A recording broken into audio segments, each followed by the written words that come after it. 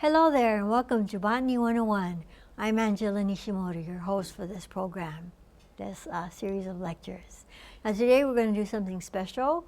We actually went on a trip to Whole Foods Kahala, and right here I'd like to thank Whole Foods Kahala for letting us go out there and take our cameras out there and our equipment and our different bodies of people going out there and kind of being in the aisles and taking film of all their foods and all their different sorts of things to eat. It's a place of many different smells. It's a place of many different tastes, you know. Anyway, so we have everything from food smells to flower smells, okay, and everything in between, okay. And let's see, we saw unusual things. So we might think, why would you go to a store like Whole Foods Kahala? Well, we went there because it's a big store, okay. There's a lot of merchandising you can look at, a lot of things you can shop for. All right. They also have some kinds of foods that you might not see in other places or you see very seldom. For example, they had kohlrabi, that's Kohlrabi, which is a relative of cabbage and broccoli and cauliflower. All right. Also related to Brussels sprouts and kale. Okay. Of course, they had kale there too, that being kind of like a kind of food that a lot of people like to eat nowadays. It's kind of fashionable to eat kale. We also saw some kinds of foods like some ascomycetes, such as morels and truffles. These are the sac fungi that we talked about, that we'll be talking about later in the semester. Okay. We also saw dragon fruits and other kind of interesting, different kinds of fruits that you might not see in other places, like different varieties of mangoes. Okay. Different kinds of star fruits. Okay. Different rambutan and not just lychee, and depending what season you go to, what kind of fruits they have there, that actually depends on the time of year, okay? Anyway, so my suggestion to you is just sit back and relax and enjoy this presentation and have fun, okay? And if you get to go to Whole Foods, go, okay? See you later.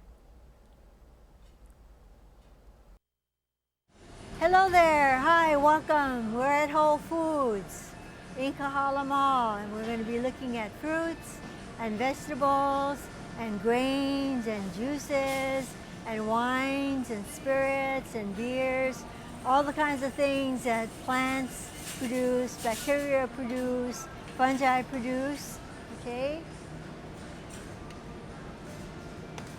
Now one of the things I want you to notice is this here tamarind, okay? This I just pulled off the shelf because it's unusual, okay? People might not know this so much nowadays, but back during World War II days when Hawaii was not receiving much shipping from China, okay? So the kids here couldn't get their crack seed, you know, their lihing moi, their sweet sour seed, all those different kinds of crack seed that they were used to. So instead they substituted this tamarind. It's a very large tree. There are a couple of them growing over at the University of Hawaii campus near the art department building. All right, big tree. They drop the fruits, which are legumes, even though they do not split it open. But tamarind is a legume, and it's from South Asia. In fact, I think that the Indian people would actually hold ceremonies where they would marry a tamarind tree to a mango tree. So when the mango tree would have fruits, the fruits would be legitimate, you know? Anyway, so tamarind, the pulp inside the fruits or on the seed is what the children would eat in Hawaii, okay? It's a sweet, sour, sort of sweet, tart sort of flavor, right? So this is kind of part of Hawaiian history. Of course, people don't do that so much, and nowadays people don't even know that the tamarind pulp is edible so much, yeah? But you can see a little bit of it here in with the seeds, okay? So tamarind, yeah, if you get a chance, try it, yeah? I think it's good stuff. I think I tried it just from a fruit falling on the ground, and it does taste good.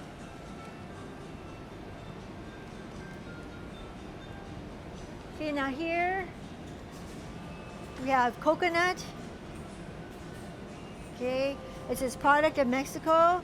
But we're in the section here where we're actually looking at prepared foods or foods that have been cut up, you know, in order to make it convenient for people. Okay, coconut, I like all these unusual things here. And here we have fruits that are not so unusual, but I just wanted to call your attention to them.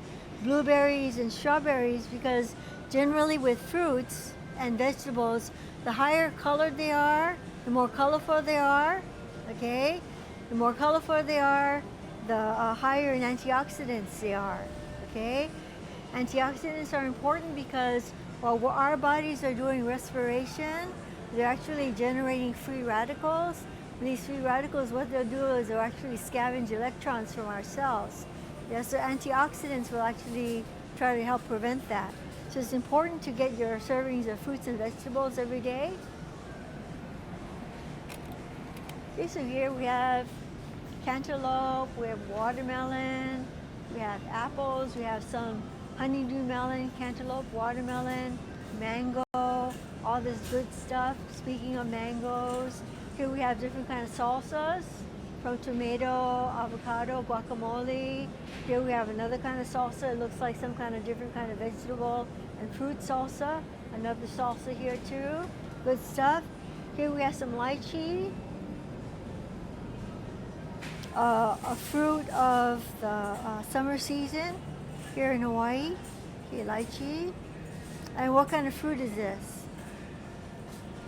It has a whitish pulp. In fact, some people say that it looks like an eyeball. That's why some people don't like to eat it. But there's like a single hard seed inside. So do you remember what kind of fruit this is? Okay. It's a drupe.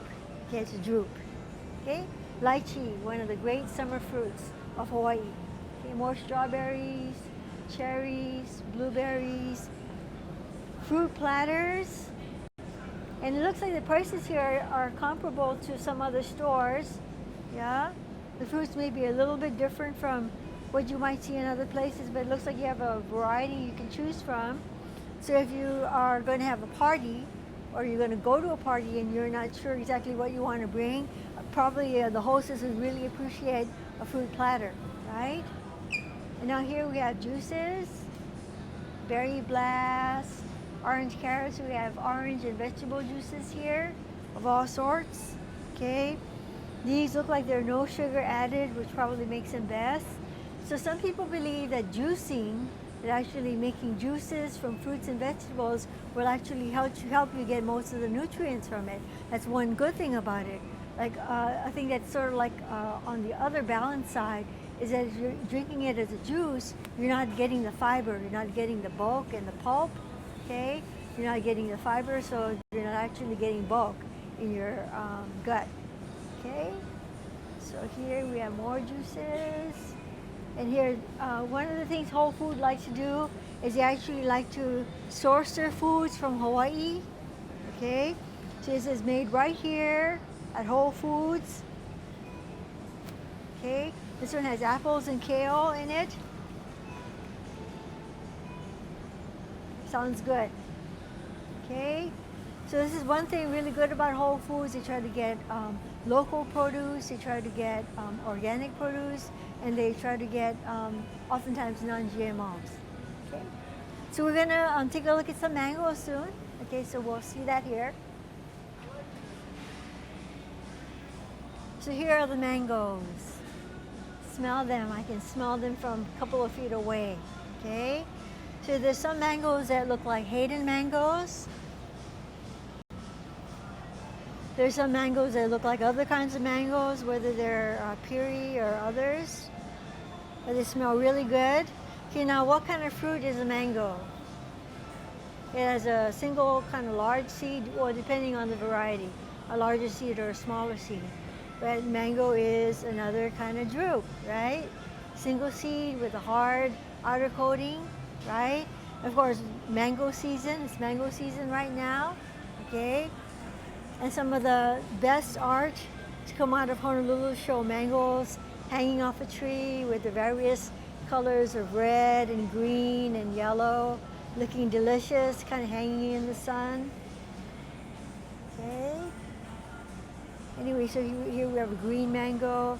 Green mango, I think traditionally, or at least in my family, we used to eat green mango by just cutting off the skin, cutting up the fruit, and eating it with shoyu and pepper, So we eat it like that, okay? A good way to prepare a ripe mango, a good ripe mango that's really sweet, We can puree it, the flesh, and you can serve it over really good quality vanilla ice cream, okay, delicious, okay? Makes it very good dessert, especially if people are from other places, okay?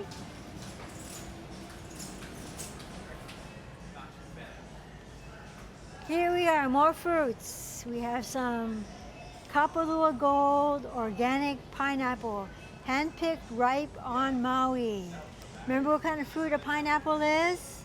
Remember that each of these little lozenge shapes actually represent a flower. So it's a fruit made of multiple flowers, so it's called a multiple fruit, okay?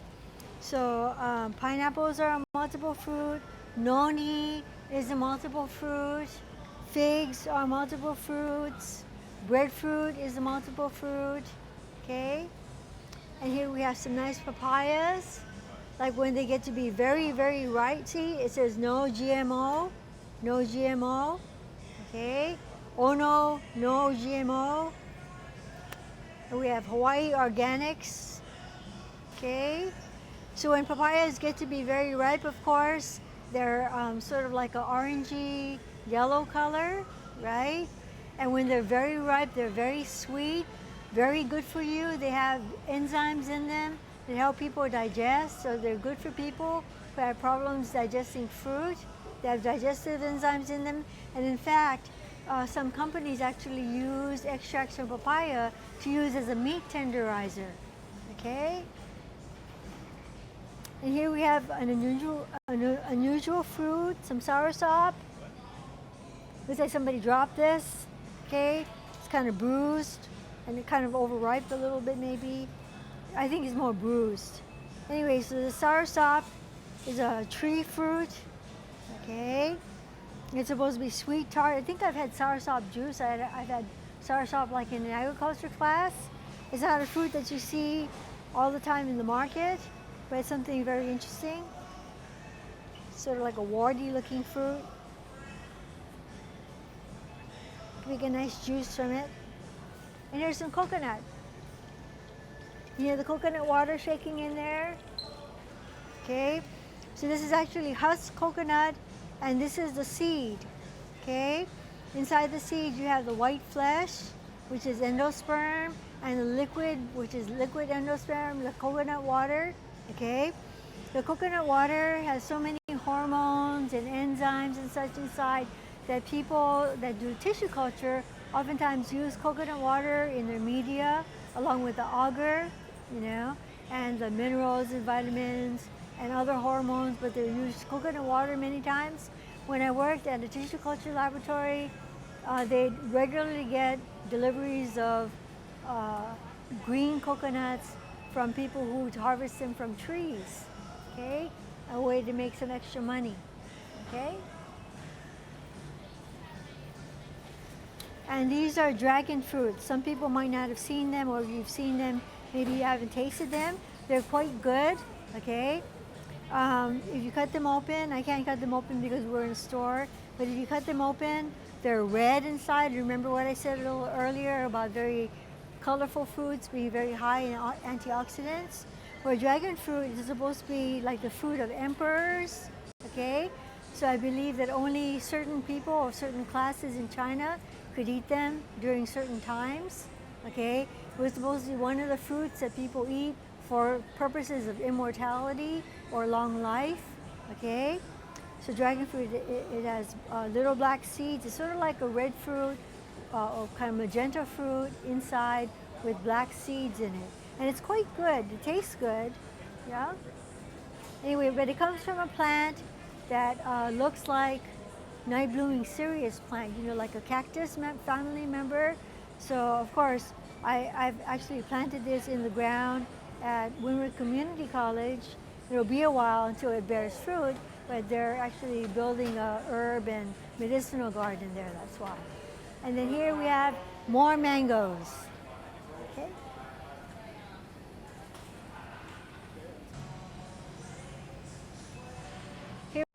have an avocado, a very delicious looking avocado. It looks like it's almost ripe, okay? Now what kind of fruit is an avocado? This is not a trick question because we went over this before, okay? It has one seed inside of it, except the seed is soft. You can actually stick toothpicks in it and put it in water and germinate the seed. So avocado is actually a single-seeded berry, okay? Guacamole. I think my mom my mom has a sweet tooth, so when we were little, she used to actually scoop out the flesh of the avocado and mash it with white sugar, and that's what we'd eat, you know? I've heard people eating avocado with shoyu, you know? I've heard people, of course, people make guacamole, which is with salt and peppers and etc., you know, which is an excellent dipping sauce for chips and for vegetables. Very healthy. Here's some vine-ripened tomatoes. Here's one with smells very sweet. So you have the different varieties of tomatoes. Here's one that's kind of orangey. This is the color it's supposed to be. Okay. And then here we have some heirloom tomatoes. So these are like open pollinated. So there are various kind of hybrids, which you can see the differences in their shapes, okay? Differences in their colors. Some of them are very beautiful. Some of you might have seen some photographs of, very famous photographs of a photographer who's famous, whose name I can't remember, who took these beautiful, very organic looking, very sensual looking photographs of peppers, which is another kind of fruit, of course. It's heirloom tomatoes. They're soft. I can imagine how they must taste. Here are more like Roma tomatoes. Okay. And here's some, it says here grape tomatoes. And this is from Whole Farms in Hawaii. Okay, H-O Farms. Okay. Sourced locally. Okay.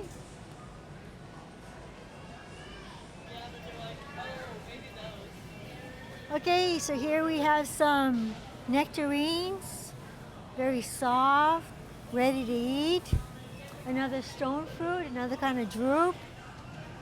Okay, and we have peaches. Peaches are fuzzy, whereas nectarines are smooth skinned. These two are very soft, ready to eat. Fruit salads. We have orange and grapes and apple, pear, lemon. Here's a squeeze over it. Apricots. Smell good. And then we have some kiwi fruits. Kiwi fruits, which are berries. Remember, they're green inside and they have black seeds. These are actually originally known as a Chinese gooseberry, okay? A Chinese gooseberry. And a very enterprising fellow actually grew them in New Zealand. He found out that these fruits are very hardy, that you can actually put them in storage for weeks or even months and they still remain edible, okay? Made a lot of money from New Zealand, so they call them, in a advertising move, he called them kiwi fruits, okay? And here we have some plums. Plums are my favorite.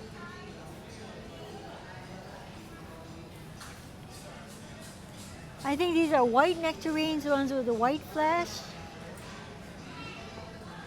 Some red plums. And then some pineapple, again. Okay. Here we got another kind of fruit. Do you remember what kind of fruit this is? It's a pear, but that's not the answer I'm looking for. It's actually a palm fruit. Remember, apples and pears are palm fruits, right?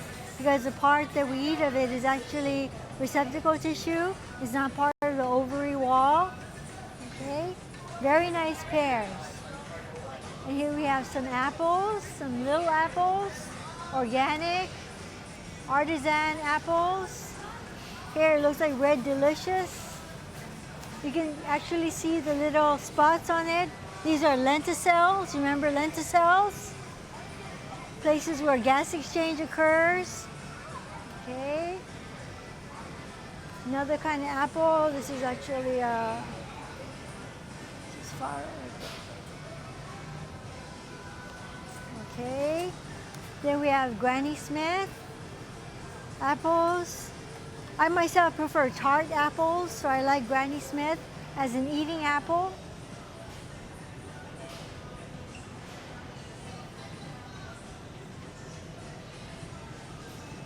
Another red apple. Oh, and with apples, of course, you want to actually eat the flesh, but you want to eat the skin too, because many of the nutrients are located between the skin and the flesh of the fruit. Another pear. So it seems that they have their fruits grouped according to type.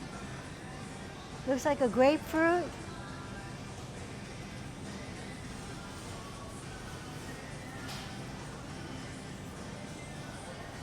Smells good.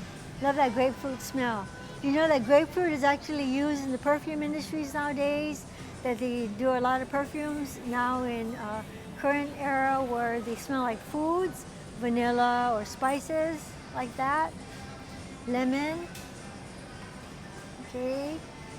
It's so acid that you probably don't want to eat a lemon, but because it will tend to wear down your tooth enamel. But it's a good thing to squeeze in iced tea, over fish, you know, make as a dessert, lemon tart, and oranges.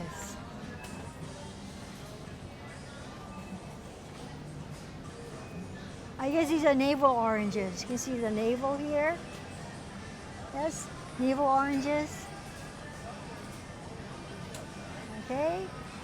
And it looks like we have what they call Asian pears here.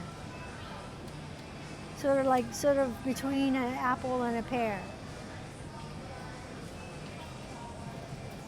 They're very watery. They're full of water. Okay. Very good. You can see the lenticels on the skin of this fruit too. Another palm fruit. Okay. And here we have some squashes, some Italian squash or zucchini. Look at the size of these zucchini, my gosh. And onions, white onions. Remember, onions are a stem adaptation, right? Onions are stem adaptations known as bulbs. So of course the Italian squash and the squashes, they're fruits known as peepos.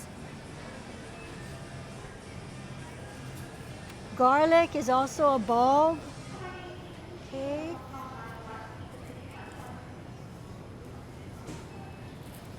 And if you have something like this is what they call elephant garlic.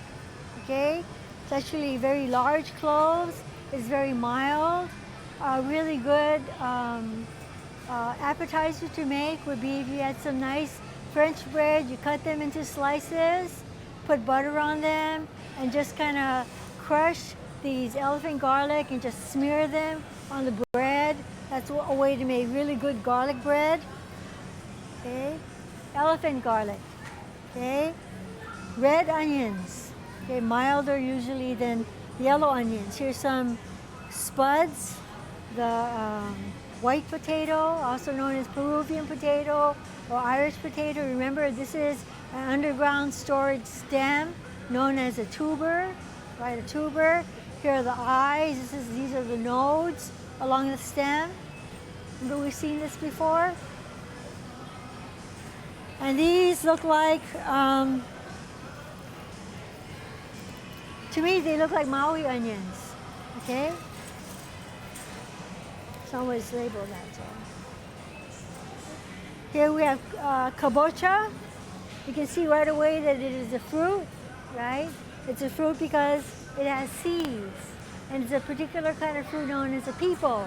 That means that it's a berry that has a thick rind around it. Okay, like cucumbers, like squashes, like watermelons. Okay, so all these squashes, these are all peepals. Okay.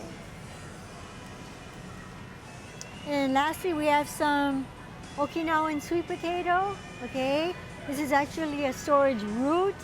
Okay, so we've just been looking at a bunch of vegetables just now, except for a few fruits.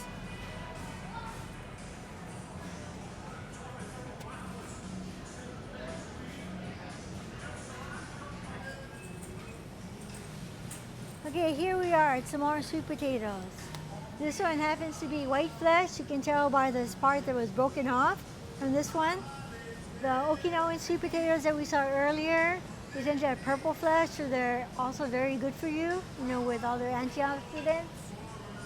Okay, we have other sweet potatoes. Look at the size of this one here. Very healthy, yeah? One of the things we found out that here at Whole Foods, they actually source at least 43% of their fresh produce and also their food items in the hot food area and the salad area from local sources. Okay, they're trying to make it 50%, so this is very important, a very beneficial thing. And this one here happens to have orange flesh. This sweet potato has orange flesh. Okay, very good. In fact, sometimes they call red garnet yams. Sometimes they'll call them yams, but they're actually sweet potatoes. Okay, here's a regular potato tuber. Okay, Yukon potato. I guess people use these for salads, potato salads. Red potato too, because I guess the flesh is very firm. Okay, so they retain their shape, they're not so mealy as russet potatoes are, which are more for things like French fries and crisps. Okay. Here we have some morels, which is a kind of fungus. Okay, they're related to the maybe more famous fungi called truffles. They're in the group of fungi known as Ascomycota. They are the sac fungi. Okay, they're also related to yeast, like yeast that are used in baking and brewing. Okay, even though yeast are single-celled fungi. Okay, and these, of course, are multicellular.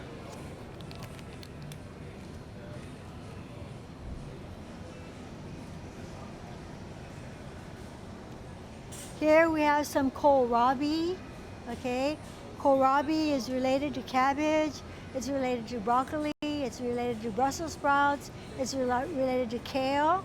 Okay, these are all one species called Brassica oleracea. Okay, and this kohlrabi is actually composed mostly of stem. This part here you can see the nodes.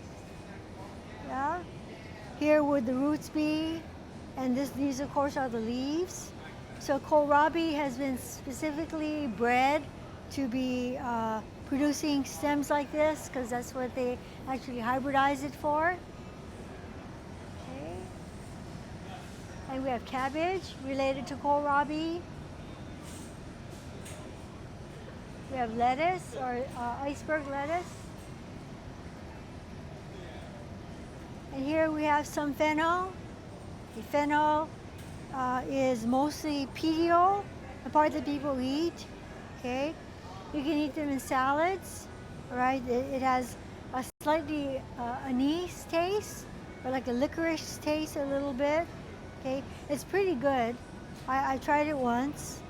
Okay, and so it's like a specialty food, or like a novelty food. Now, green onions are, you can see they're, these are grown in Waianae, right? And you can see the typical monocot roots, fibrous roots, and typical monocot leaves with their parallel venation. Okay, so onions are definitely monocots. Carrots, bigger carrots, parsley, celery with the petioles. Okay, so the part of the celery that we eat are actually the leaf stem or the petioles. Most people don't eat the blade part of it so much. Yeah, and celery, what they'll do is they'll grow them covered up so that not too many chloroplasts will become activated in them, because the more desirable parts of them are lighter in color. Okay. In fact, I think they might produce a toxin if they get too much sunlight. They have lettuces. This looks like broccolini. Here are some collard greens.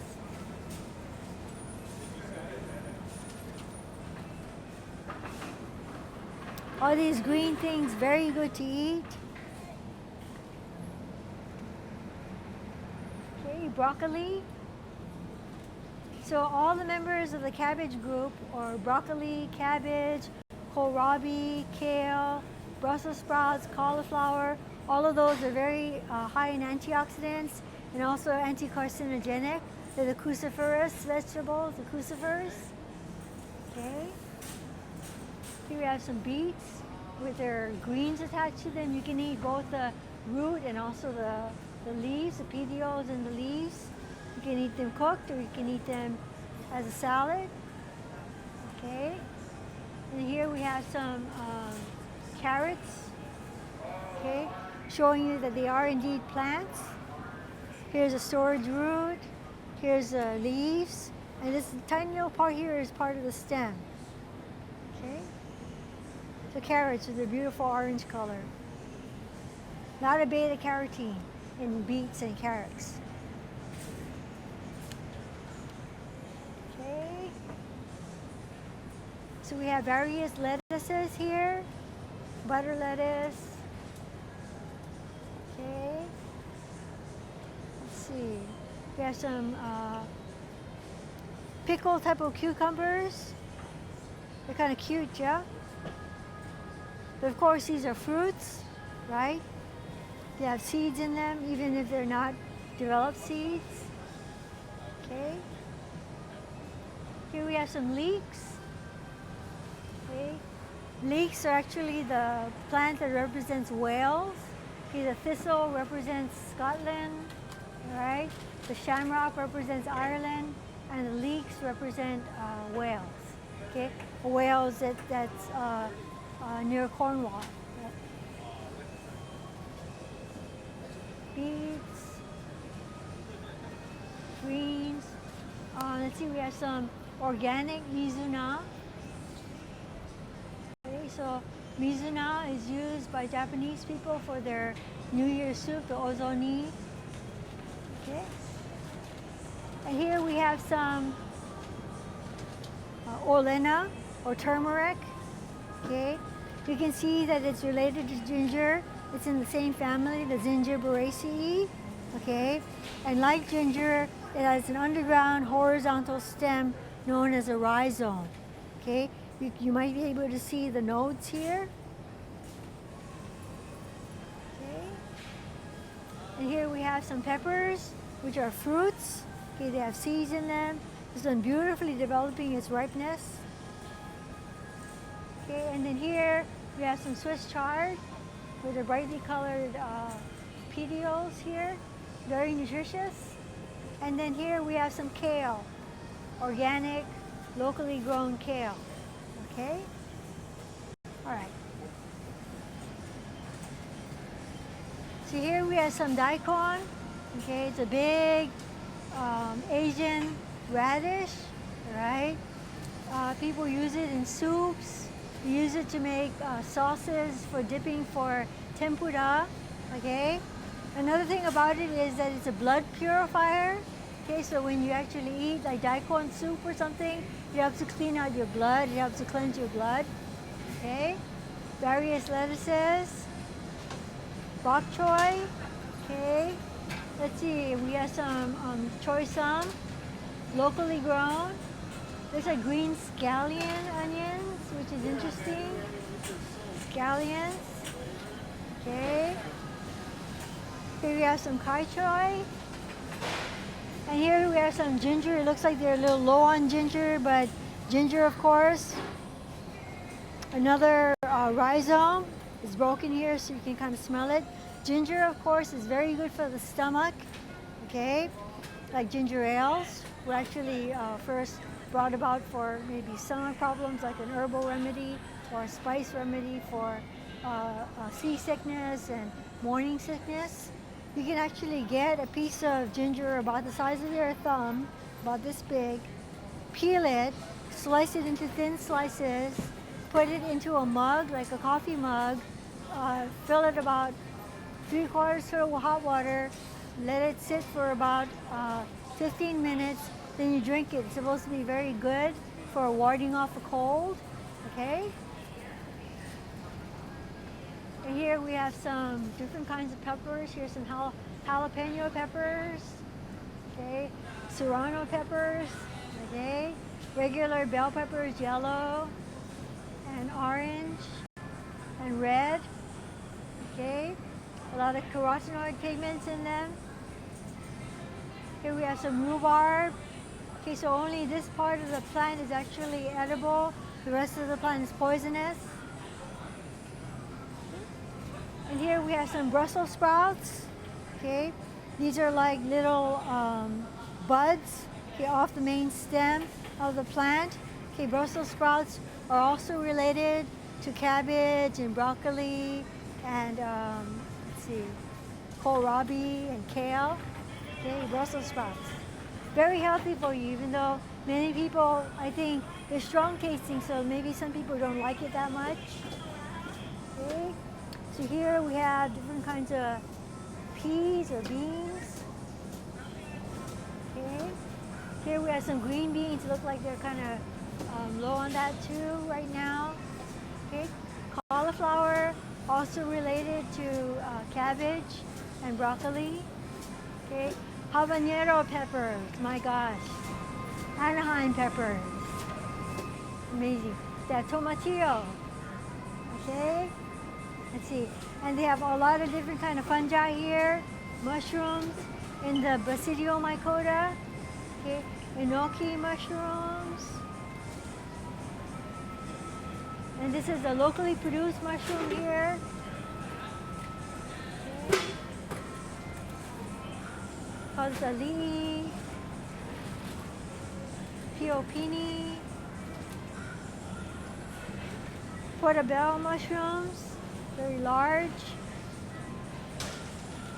They say that it's supposed to taste like steak, but my own opinion is I've had it at a restaurant and it's good, but it doesn't really taste like meat to me, you know? All these different kinds of fungi here. The cucumbers, which are a kind of fruit. What kind of fruit is it?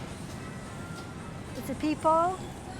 Okay, more mushrooms, and this is where they drop their spores from these areas here called the gills. If you can see it, kind of like the brown area. They have very, very tiny spores born on the gills, and you can eat the spores too. That's no problem. Okay, so you have different kinds of blends, prepared mushrooms or sliced mushrooms. Everything you need to build yourself a salad. Peeled garlic and washed garlic, frozen Brussels sprouts. Okay? Okay, oils. All right, so we have different kind of oils here. You can tell they're all plant-based because they're all liquid at room temperature. Okay? We have some kind of specialty Asian stir-fry oil, toasted sesame oil, organic sesame oil, regular sesame oil, canola oils, okay, peanut oil, grapeseed oil, and high heat safflower oil, okay? A high heat oil is probably what you want to use when you're doing a stir fry, right? Because other healthy oils such as olive oils, if you heat it up too high, it'll start to produce compounds which are not good for you, okay? And it'll start smoking besides which, so you can't really actually stir fry with olive oil. But high heat safflower oil is something that can be good. It'll also be healthy for you too, okay? Okay, here we are in the bulk items. We have some millet. This used to be known more as bird seed, but as people have developed some allergies to wheat gluten and other sorts of other products from grains, they've turned more to the millets and the amaranths. Here's some what they call forbidden rice. It's actually black. I've had this once along with wild rice, which is in the next bin. Okay, and it's pretty good.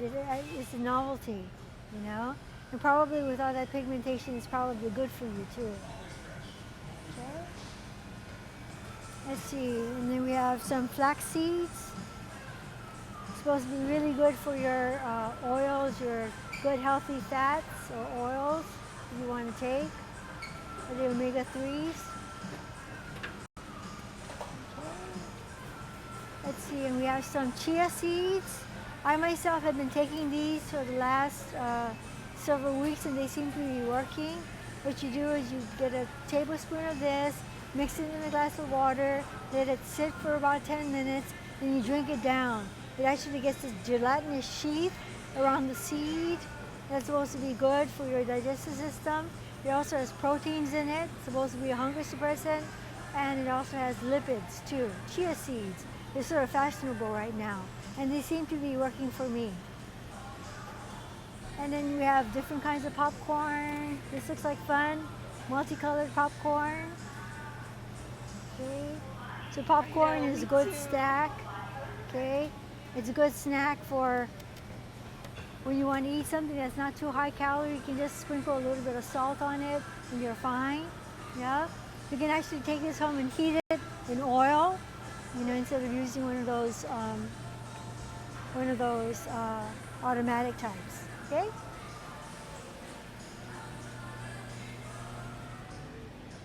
Here we are at this food and the spice rack, okay? The herb and spice rack. Like we have thyme, tarragon, sage. These are all herbs, okay? What are herbs? Herbs are usually from the leaves and stems of plants, usually from the Mediterranean or European area, okay? And spices such as saffron, such as poppy seed, such as cloves. These are actually from the flowers, flower buds, from the roots, or from other parts, from the flowers, from the seeds of plants. Like white peppercorn, this is actually a spice, okay? White peppercorns are the same as black peppercorns, except they actually had the grayish part kind of worn off of them. Okay, bay leaves is an herb. We have juniper berries, okay, which are actually help to flavor gin. Okay, but we use that. Here we have all natural Jamaican jerk. I guess this is actually for spicing and herbing meats. Okay. We have yellow mustard, which is actually a spice. Okay. Here we have pink peppercorns, which comes from a plant that actually does grow in Hawaii. Okay. It's called the Christmas berry tree. Okay. And we see a whole lot of things here. Okay, we see some turmeric up here. So we saw some turmeric a little earlier, fresh turmeric. So turmeric is an anti-inflammatory, right? People take it to deal with chronic inflammation, right? Hawaiian people also use turmeric as a colorant for kapa. Okay, you could get either a gold color or a light orange color or a dark orange color from turmeric, depending how old the rhizomes were. Here's another highly colored spice, paprika. Okay, think of chicken paprikash, right? And cloves, we talked about that a little earlier. They come from the whole buds of clove flowers, and they're dried, right? Okay, herbs and spices.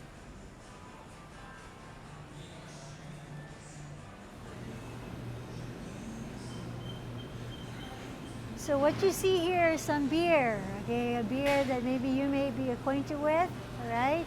beverage, right? So here, how do they make beers? You actually take yeast, brewing yeast, and put them in with some liquid expressed from grains, all right, cereal grains. And then what they'll do is they'll allow them to undergo alcoholic fermentation, and that'll continue until the alcohol content is about 12%. Once it's at 12%, the yeast organisms start to die. So then what happens is that fermentation stops, and then what you'll have is 24 proof beer, okay, after you add hops and the other processes and aging and doing all those things that they do to actually brew beer, okay?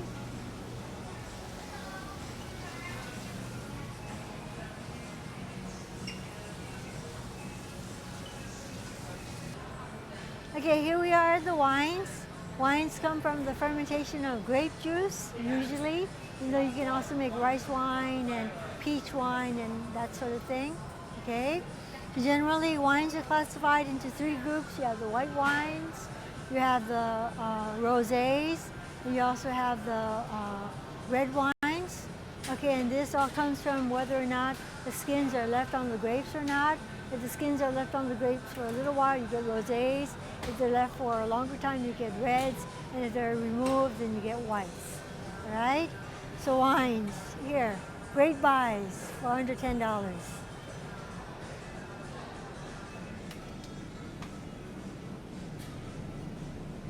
Okay, milk products, all right? We have different kind of milk products here. We have yogurt. I guess you might have kefir, you know. There's sour cream, all right? All these different kind of sour products are actually brought about by the fermentation of milk, okay? Because milk and ice cream and other blended products like that are about the only kind of products that you need that don't get fermented by bacteria or by yeast, okay? So what they do is they do lactic acid fermentation, right? And they produce these products, and they'll have all good kind of bifidus and also lactobacillus sort of bacteria in them that are very good for your gut, okay? Good for your digestion, it's good for the flora of your body, okay? So it helps to maintain the balance in your body between bacteria and fungi. Okay, that's very good for both your gut, your skin, other surfaces of your body.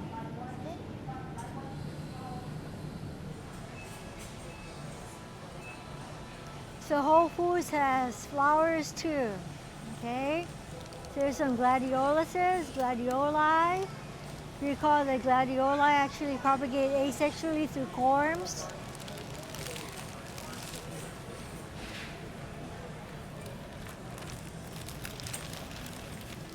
We have tulips, okay? These are more like temperate area monocots, okay? There was a tulip craze in the Netherlands in the 1600s, 1500s to the 1600s. People went crazy for them. They spent whole fortunes on like one bulb for a tulip plant. And the irony of it, of course, is all the breaks, all the coloration like this is actually from disease, is actually from the plants being virus, okay? Color breaks, mottling.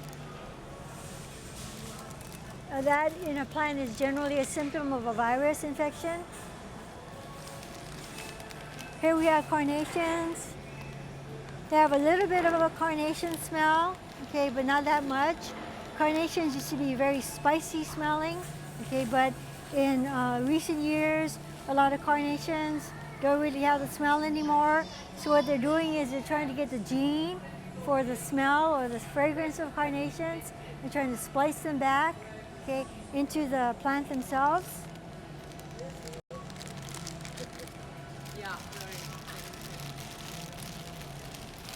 Here we have some white lilies. If you look at them, you might notice that they have no anthers.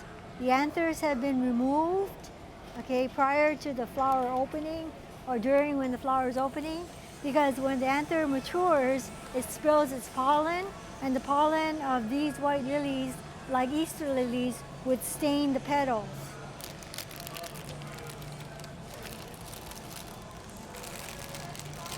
They have a nice spicy smell to them.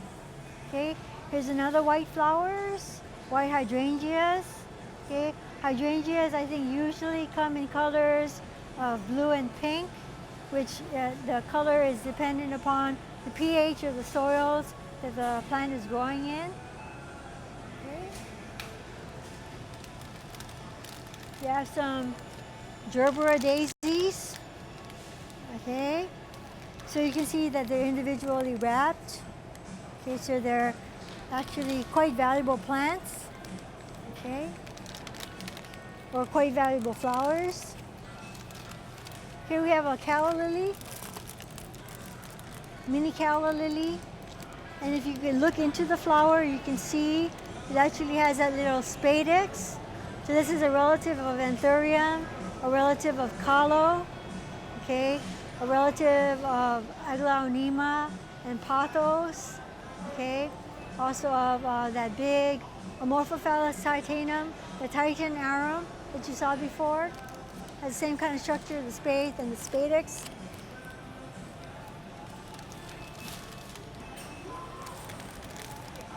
And here we have some yellow roses with a nice spicy smell to them, okay? So these roses are not such that you can count the petals and say, aha, that's a dicot. You can actually look at the leaves and tell by the netted venation it's a dicot, but these have been hybridized for many centuries to make the multiple petals, because wild roses actually have just one rosette of 5 petals. Okay. So modern day roses, sort of like a miracle of modern day hybridization. And here we have some gingers. These are tropical monocots. Okay, these are related to ginger and to turmeric. They're in the same family, the Zingiberaceae. Okay, and these things here are not petals, they're actually bracts. Remember, bracts are leaves that are colored to resemble petals or to function as petals, but the whole inflorescence here are just bracts. Okay, pink ginger and red ginger. Okay. And then lastly, we have to show you some heliconias. Okay, so both gingers and heliconias are very architectural in shape. So when you're doing a flower arrangement, you probably want to use only a few of these large, very structural and very architectural sort of blossoms to actually brighten up your bouquet.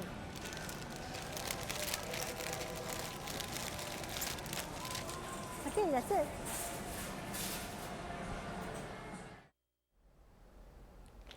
Well, how about that? How did you like that?